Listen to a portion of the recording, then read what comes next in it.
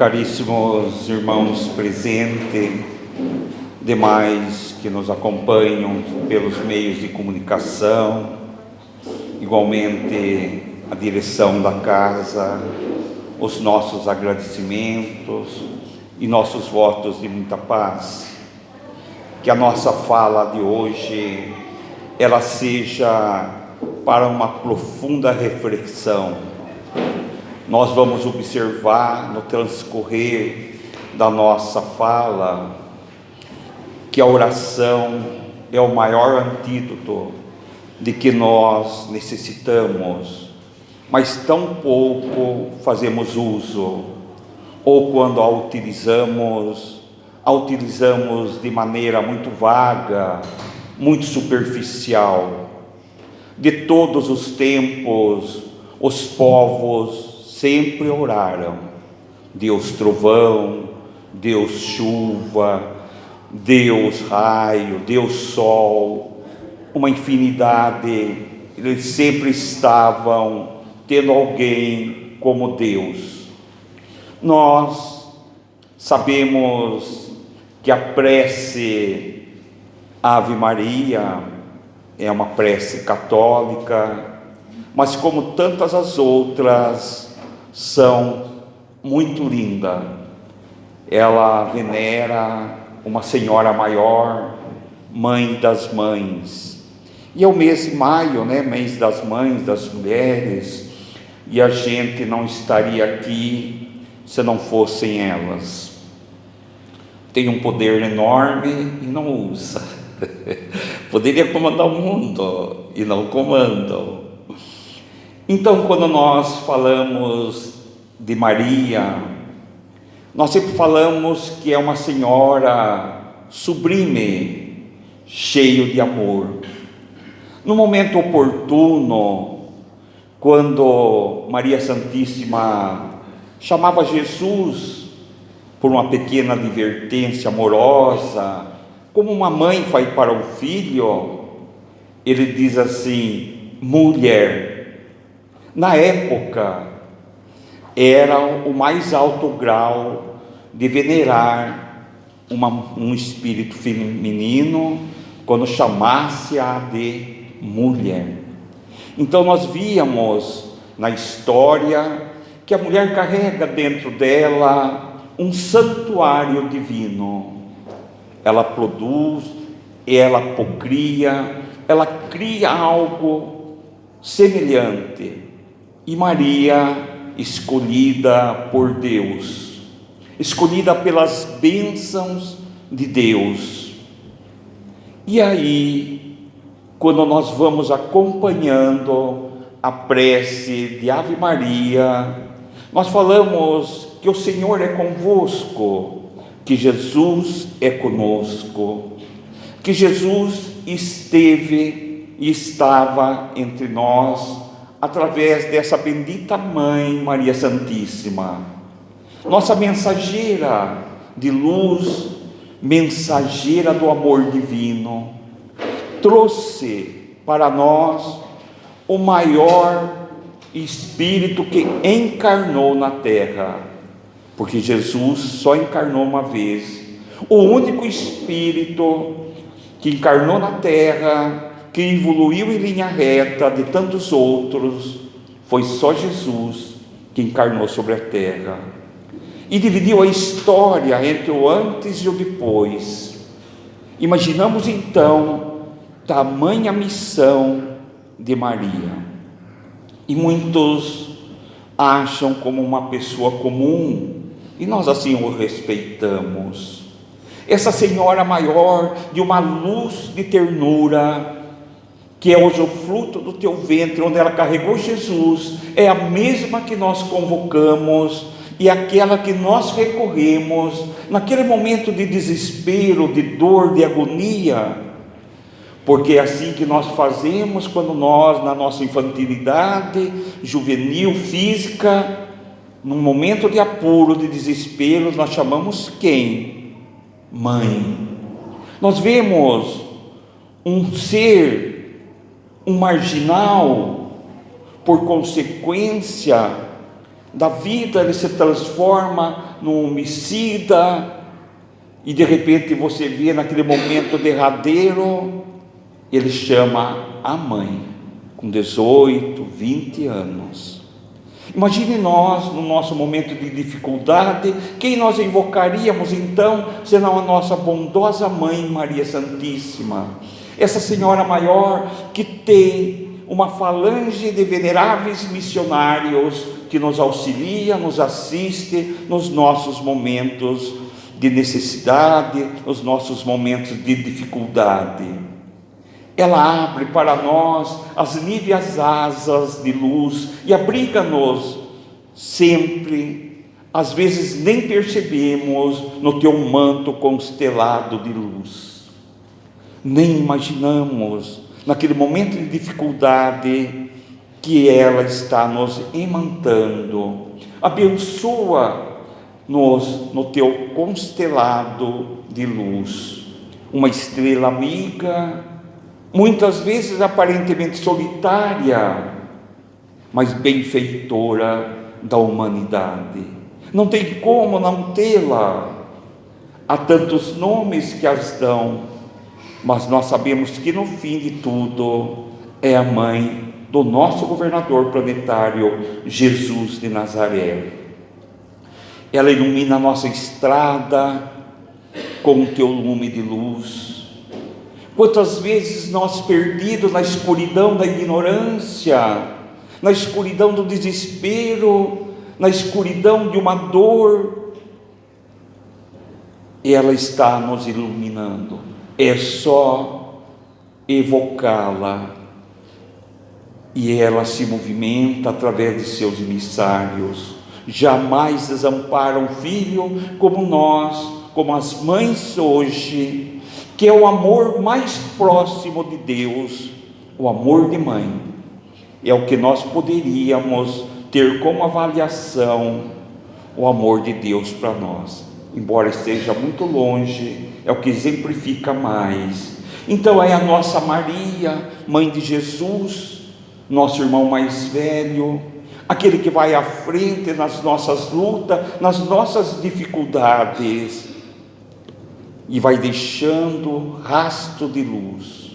Nessa nossa caminhada de redenção, jamais nos abandona, jamais nos deixa órfãos, jamais nos abandonou, e está entre nós. Quando aparece que está distante, somos nós que nos desconectamos dessa força maior que é Jesus, vindo do ventre sagrado da nossa bondosa mãe Maria Santíssima. Nós imaginamos o tamanho da luz de Maria para abrigar dentro de teu ventre o Espírito mais iluminado que veio sobre a terra. Não poderia ser muito diferente do Mestre Nazareno. Na minha maneira de ver, na minha ignorância, eu penso que para tê-lo dentro do teu ventre, tinha que ter a grandeza que ela tem, e continua até hoje, ainda nos assistindo.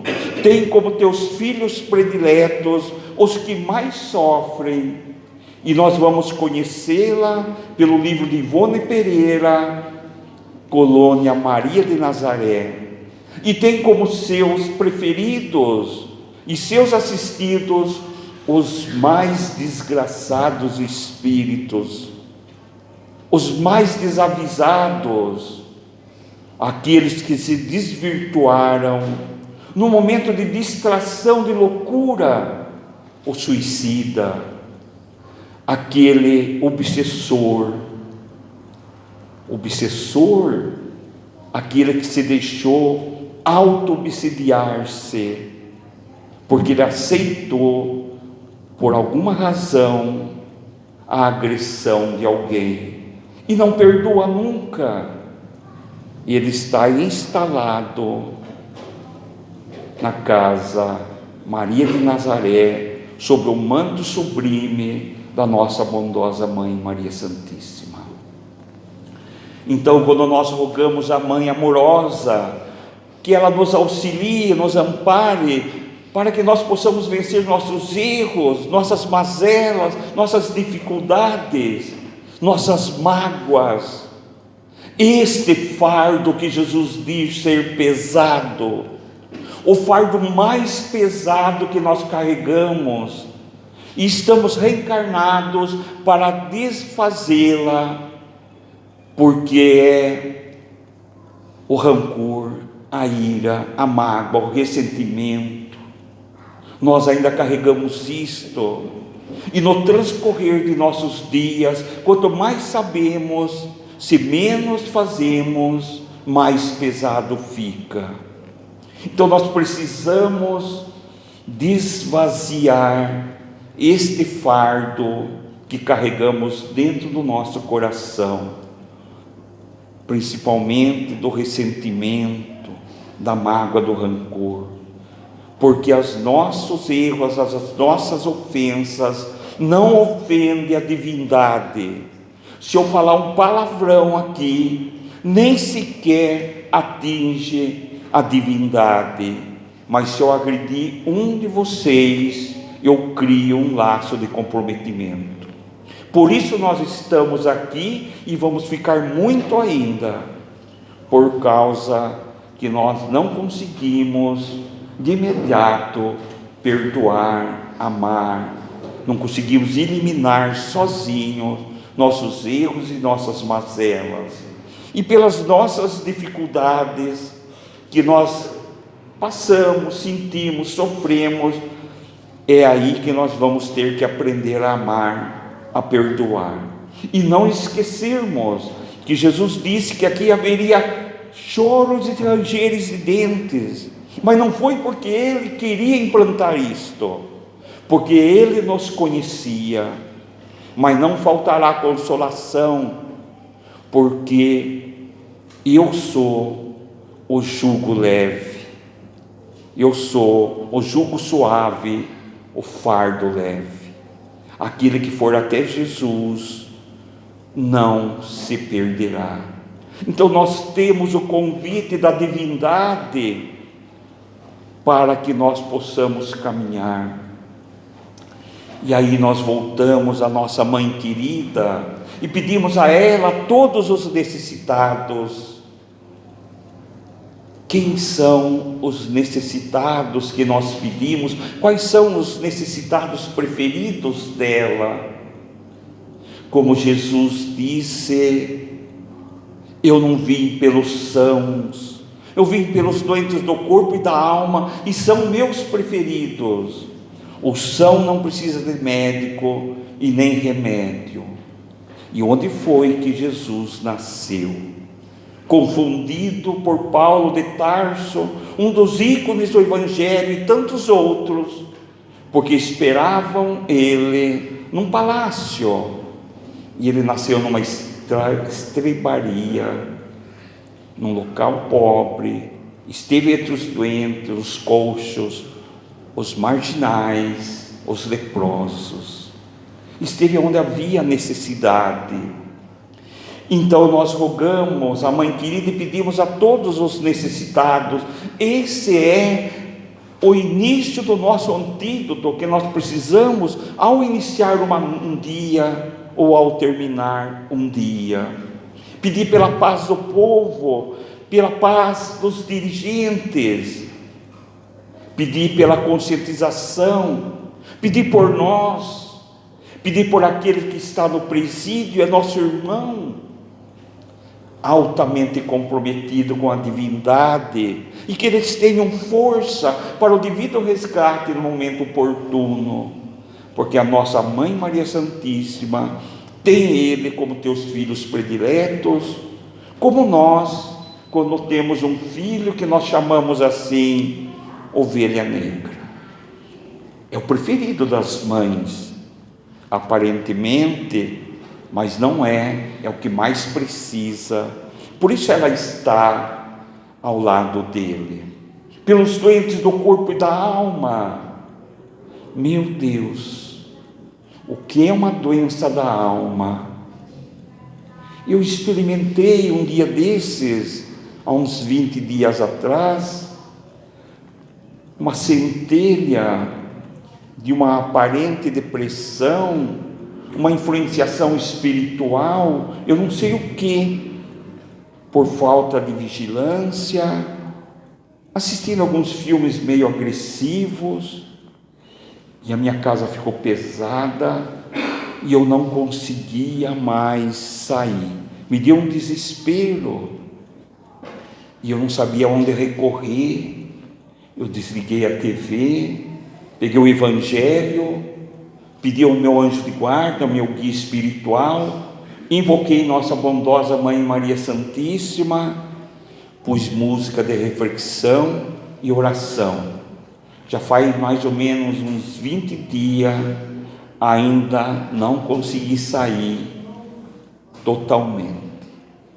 Por isso disse nossa irmã, tomar cuidado para não entrar, porque depois que você entra, você não sai mais.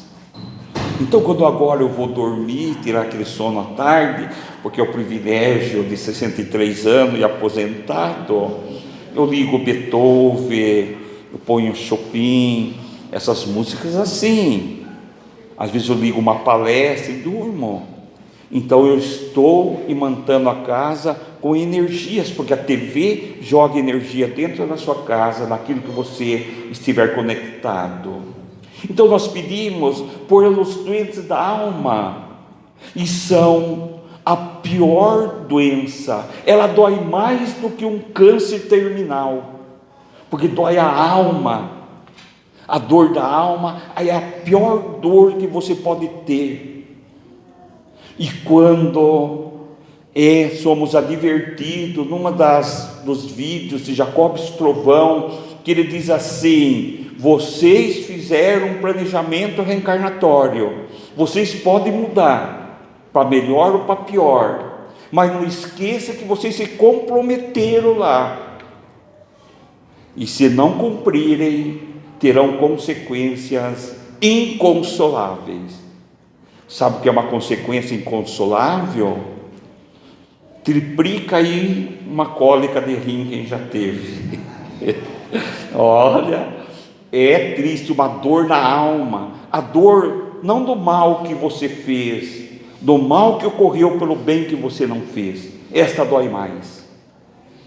Então nós estamos tendo a oportunidade hoje nessa casa de poder refletir e saber que nós somos perecíveis e vai passar e vamos desencarnar. Eu até queria dizer aos senhores, eu sei que eu vou pegar alguns de surpresa, e vocês nem sabem disso, estão todos desencarnados. Vocês não sabiam disso? Todos desencarnados, ninguém volta para casa mais. Pode beliscar aí, vocês vão ver.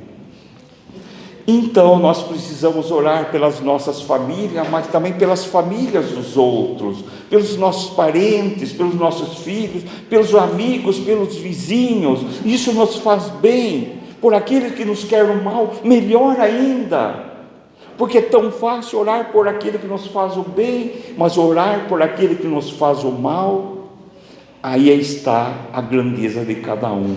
É isso que nossa bondosa Mãe Maria Santíssima pede, que auxiliemos aqueles que nos prejudicaram, porque o que fez Jesus, quando Longinos enfia a lança na sua costela e diz: Pai, perdoa-os, eles não sabem o que fazem. Voltemos algum pouco no nosso tempo, na nossa própria existência agora, e vamos ver que muitas coisas que nós fizemos nessa existência não faríamos hoje mais. Pense, ou fariam de novo? Não faríamos, porque nós mudamos, não somos mais o homem ou a mulher de ontem.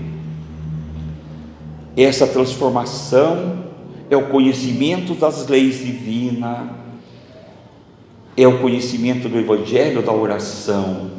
Então nós precisamos considerar e orar por aqueles nossos desafetos que nos ajudam muito na nossa existência. Lá na minha casa espírita, nós temos um amigo médium, que eu perguntei para ele, porque não é possível, quantas casas espíritas você já frequentou? Advogado criminalista, 10 casas espíritas, é a pessoa mais difícil de lidar dentro da nossa casa. Ele traz a sua ideologia, o seu pensamento. Ele diz assim para mim: se fosse eu, fazia tudo diferente do que você está fazendo aqui, mas a casa é sua, né? Eu falei: não, a casa não é minha, a casa é de Jesus. Mas você faz como você quer. Não faço como quero, falo como manda as obras kardecianas, porque a casa espírita tem que estar fundamentada nas obras de Kardec. E foram anos de lutas, de dificuldade. Hoje me abraça, é um amigão, entendeu. E você tem que ter paciência. Então são essas pessoas na vida da gente que fazem grandes transformações em nós. Nós precisamos ter aquele que não pensa igual nós conosco. Essas pessoas nos ajudam muito na nossa trajetória. As pessoas que têm coragem de falar para você o que você precisa ouvir e não o que você quer ouvir, também nos ajuda muito na nossa trajetória.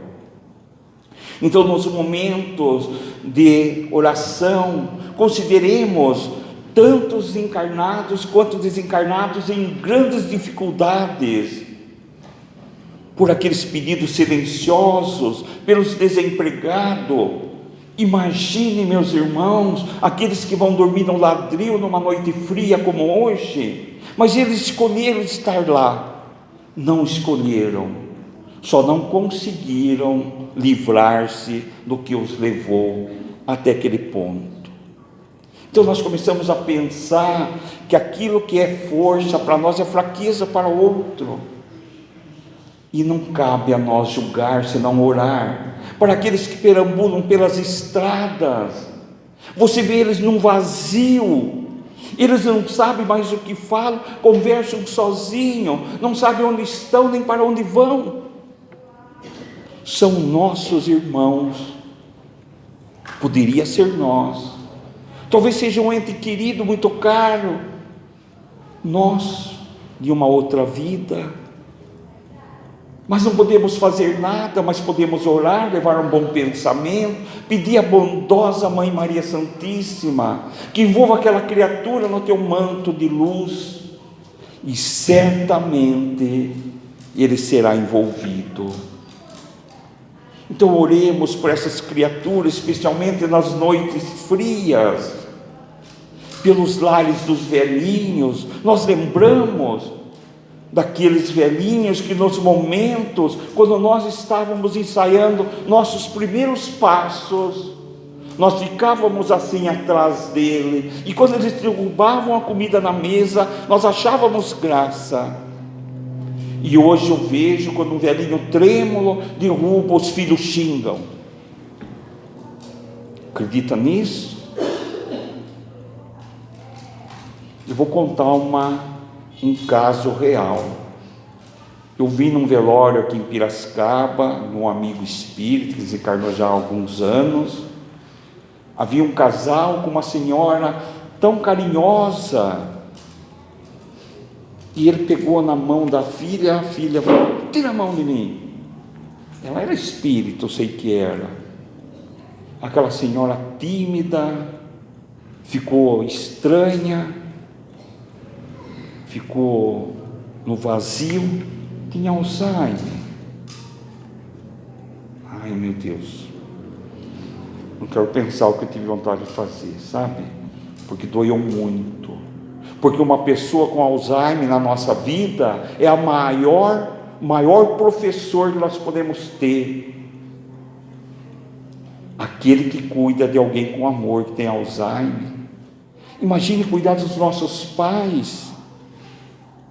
Que privilégio, que privilégio.